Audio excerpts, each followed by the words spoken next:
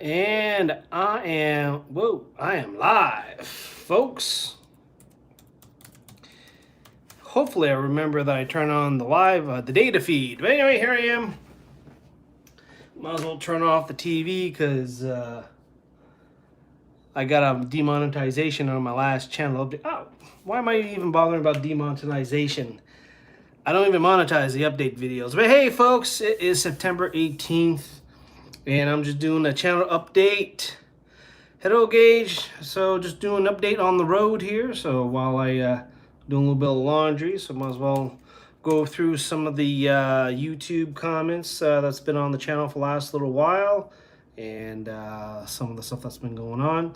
So let's see. Let's get into the YouTube stuff. So on the road for work, heading back in a couple days. So let's see here. Comments. What's going on? So basically, I'm down in Atlanta, Georgia, and enjoying things down here. Also been enjoying some fine brews that I'll show off here in a second. But right now, I'm just going to go through some of the comments on the YouTube channel and all that stuff. So basically, let's see. First one here is on the Garmin inReach syncing maps on the Explorer Plus. So basically, let's see here. So a lot of people are having issues with their inReach maps when they're trying to sync it to the inReach portal. The assumption here, because it's a Garmin, you can put Garmin maps on it, but with the inReach Explorer, you have to use the maps that are provided on the portal, which is our DeLorme maps. So when you log into your portal, you do have a number of different map tiles or layers you can download, topo maps, and there's some hunting area or management maps and stuff like that. The storage size of the device, I believe it's a couple of gigs. It's enough to handle everything that they offer right now, but because the inReach Explorer Plus is kind of self-contained, you can't add an SD card or anything like that. But basically, you start out with the preloaded DeLorme map, and then you just add those additional maps afterwards. So yeah, a little disappointing for some people. Now that a little bit different, of course, when you have the 66i, which is the new version inReach with the Garmin maps, but still don't know if you can still use the inReach maps. Let's see here. Now the question here is on the video here is how to set up a ridgeline. Comment here. He loved Mika, I guess. He says, I love dropper loops, but they're a beast to get undone sometimes. You have a toggle or a ring or clove hitch or a lark's head that will help bring the tension. So I can't say I've tried dropper loops, but something I'll have to take a look into. And there was another question here on the Garmin Explorer app for the smartphone. So this is the lightweight version of the Garmin inReach or the EarthMate app. And the comment here from Linda was, can you download maps directly to Explorer unit?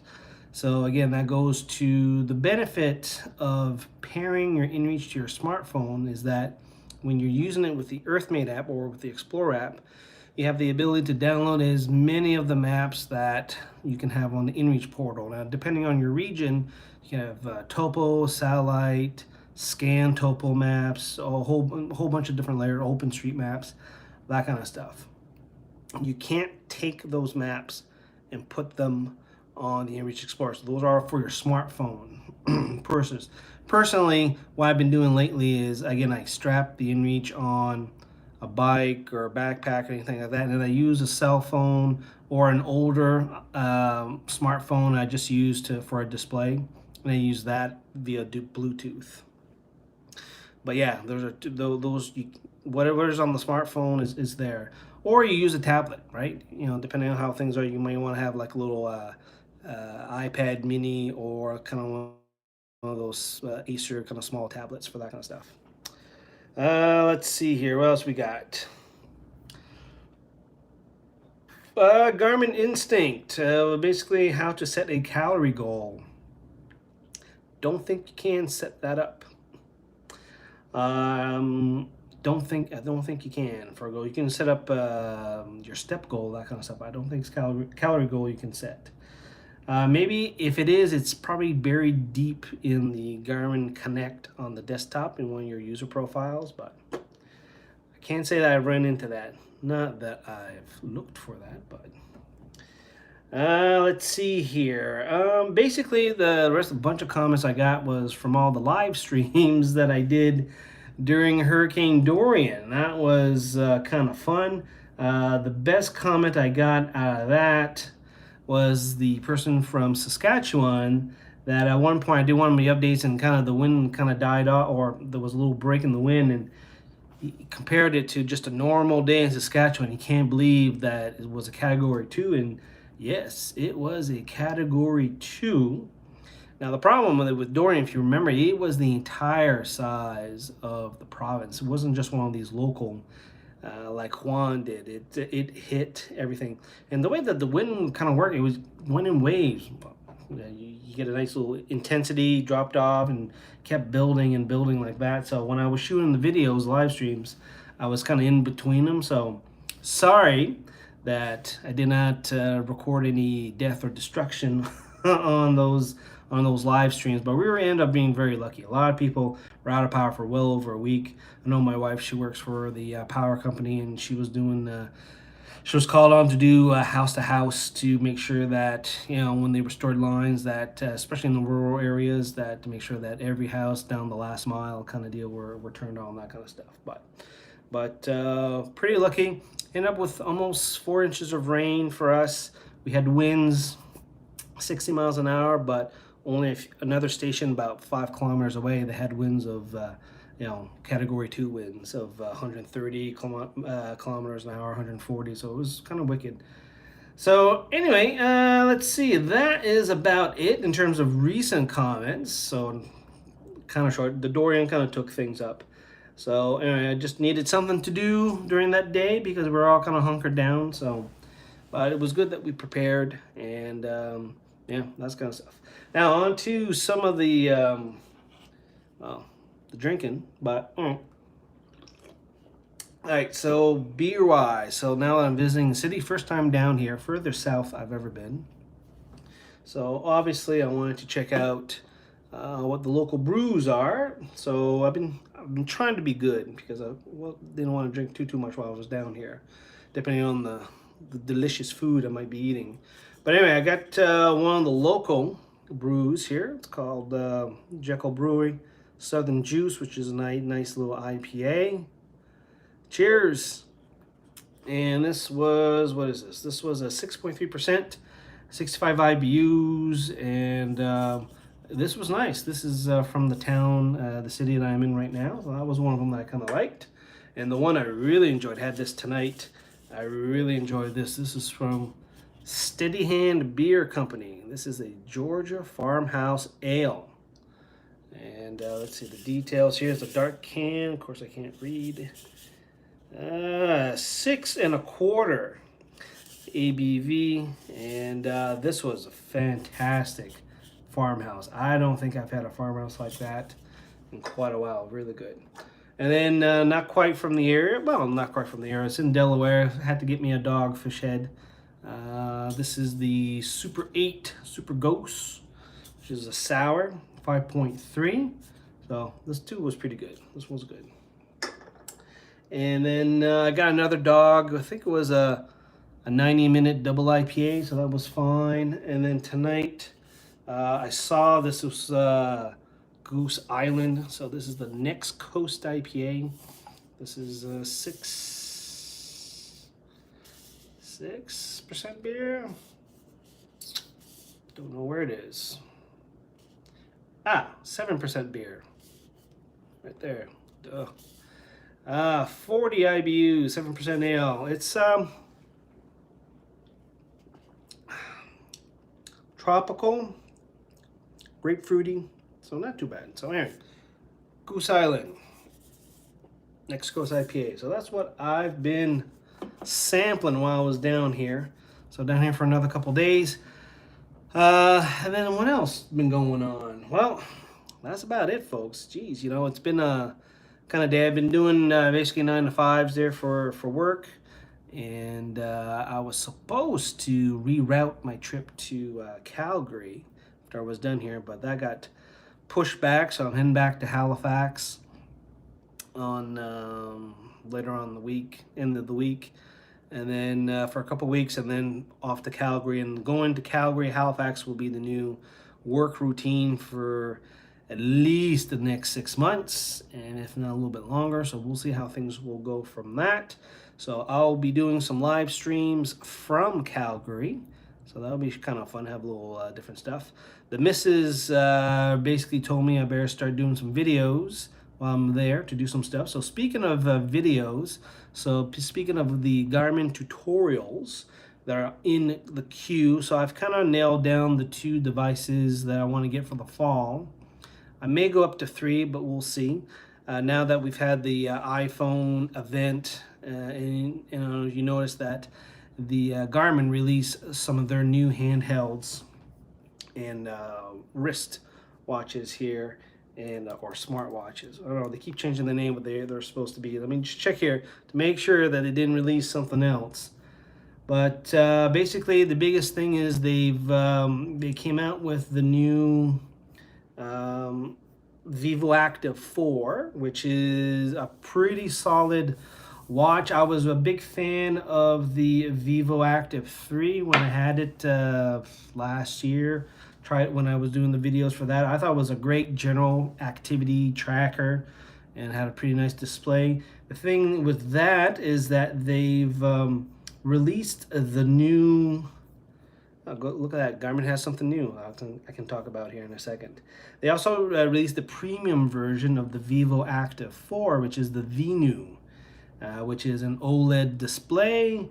Basically has the exact feature list, but has that fashion look to try to compete with the Apple Watch. It is, to me, I believe it's more expensive than the low end, like the latest Apple Watch, the lowest, like the aluminum version there. So as you get the different finishes, the higher you pay for the same thing. I was looking at it, looks pretty interesting. And then the new Series 5 Apple Watch got announced. I'm looking at the specs for that, and I'm like, ugh. I gotta say that the new Apple Watch, they didn't really mention too much about it, but the biggest feature for us, if we're like these devices, is that they included the ABS sensor, which is altimeter, barometer, and compass. So it is a full-fledged, can go up against the Vivo Active 4Runner series for sure. You don't need to tether with your smartphone anymore. You have the option to even add data to it. So it's to me, Apple Watch is pretty good, and I believe if you play around with the prices, you might actually get an Apple Watch cheaper than one of these Garmin's now. So if you're general lifestyle, want a really nice display, I haven't seen the VNU in the flesh yet. It's not out, but Apple Watch will be available tomorrow, the 20th. So you'll be able to see people wearing that. So anyway, that's one of them. The other, but at the same time, the Vivo Active 4 would be a good option. Now, for those who are a little bit more budget conscious, the Vivo Active 3 is still a pretty solid device. Now, let's see. What else? The Phoenix 6. Did I talk about the Phoenix 6? That was in August. Yeah, the end of August. Phoenix 6 came out. The biggest feature about that, not only is the cost of these watches keep going up, they included a little solar panel on the high-end version of the Phoenix 6. So you can really stretch out the power on these Phoenix 6. But I believe the cost for these watches is like $1,200. Again, the base models, you're still looking at $700-800, which to me is getting way too high for these watches. Comes with a whole bunch of finishes and watch bands, so they're really trying to be that luxury watch or a luxury alternative to the Apple Watch for people who want to be active. But if I'm active, I'm going to be banging up that watch, so I don't know if I want to pay that much money to bang it out. But anyway, so Vivo Active 4 Venu is one of them I want to get for the fall to do some tutorials. I think one of them is going to do pretty good. Phoenix 6 is way out of my range. I'm not going to get that. The other thing I'm going to do for the handhelds is the eTrex 22X, which is the new version of the eTrex 20. I believe is just updated chips and same UI interface. So if you wanted that little small GPS handheld to do like geocaching and or just use that kind of stuff, that's been a very popular device over the years. It's still one of my more popular video series, still running. I think it's like 6 years old, the original eTrex 20. So it's been going on for a while. So definitely an eTrex 22 for sure. And now that I just see September 10th, Garmin announced the GPS Map 86, the marine version. So it's the 66 look, but it's 86, so it floats. What else here? So I assume they included the inReach chip. Looks like they did. Yeah, there it is. They added inReach. You can now get your blue chart and your chart plotter connectivity. I would be curious to see how much they're gonna that. Not even loading up the page. It's gonna go for $8.99. I can guarantee you that. All right. Comes in different colors. Ooh, you can get a white, orange. What's the background? What the hell? Saw this guy. All right, how much is this thing? Okay. The 86 will retail from $3.99 to $6.49, probably based on get the inReach version or non-inReach version. IPX7. So, yeah, could be an option for those of you into the marine stuff. But that's basically yeah, Venu and the eTrex. That's pretty much what I'm going to look for to do some videos for the fall. I think that's it. Anything else? Yeah, that's about it. Anyway, that's about it, folks. Looks like I think my dryer section or dryer is almost done. Been here for a few days, so I've got into the habit of doing laundry while I'm here. So I don't know, coming back home with dirty clothes, or especially I don't know, just got to do laundry.